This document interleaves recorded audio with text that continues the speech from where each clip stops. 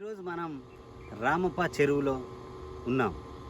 కాకతీయులు 800 సంవత్సరాల క్రితం ఈ తటాకాన్ని తవ్వించారు. కాకతీయులు ముఖ్యంగా ఆర్ట్ అండ్ ఆర్కిటెక్చర్ మరియు ఇరిగేషన్ మీద ఎక్కువ కాన్సన్ట్రేషన్ చేసేవారు. అందువల్లనే ఇక్కడ మనకు రామప్ప లేక్ కానీ, గణపూర్ లేక్ కానీ, లక్నవరం లేక్ కానీ, భద్రకాళి లేక్ కానీ ఎన్నో గొలుసుకట్టు చెరువులను ఈ కాకతీయులు తవ్వించారు.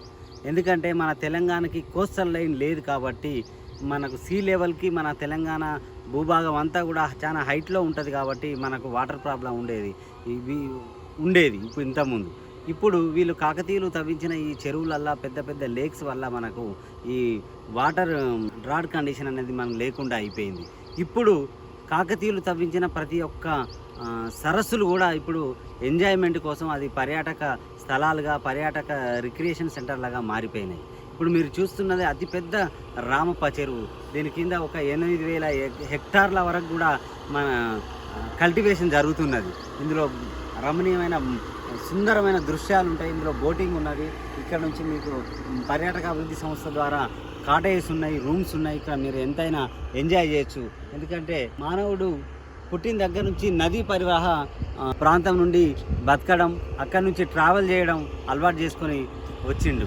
అందుకని ప్రతి ఒక్క మనిషి మనస్తత్వం, మనసు కూడా ఎక్కడైతే కొండలు, చెరువులు, వాటర్ బాడీస్ ఉన్న దగ్గర ఎక్కువ ఆహ్లాదాన్ని పొందే అవకాశం ఉంటుంది. అందుకనే ఎక్కువ పర్యాటకులు మీరు ఎక్కడైతే వాటర్ ఉంటుందో అక్కడికే ప్రయాణం చేస్తుంటారు. వాటర్ ఫాల్సే కానీ, లేక్సే కానీ, ఇట్లాంటివన్నీ కూడా. ఎందుకంటే మనకు తెలంగాణలో కాకతీయులు తవ్వించిన చెరువులు అన్నీ కూడా ఈరోజు పర్యాటక కేంద్రాలుగా విరసిల్లుతున్నాయి. పర్యాటక అభివృద్ధి సంస్థ, పర్యాటక శాఖ, తెలంగాణ ప్రభుత్వం అన్నీ కూడా ఈ జలాశయాలని, రిజర్వాయర్లను కూడా ఎక్కువ టూరిజం స్థలాలుగా గుర్తించి రిక్రియేషన్ సెంటర్గా నడుపుతున్నాయి. దీనివల్ల ఎంతోమంది పర్యాటకులు వచ్చి ఆహ్లాదాన్ని పొందుతున్నారు.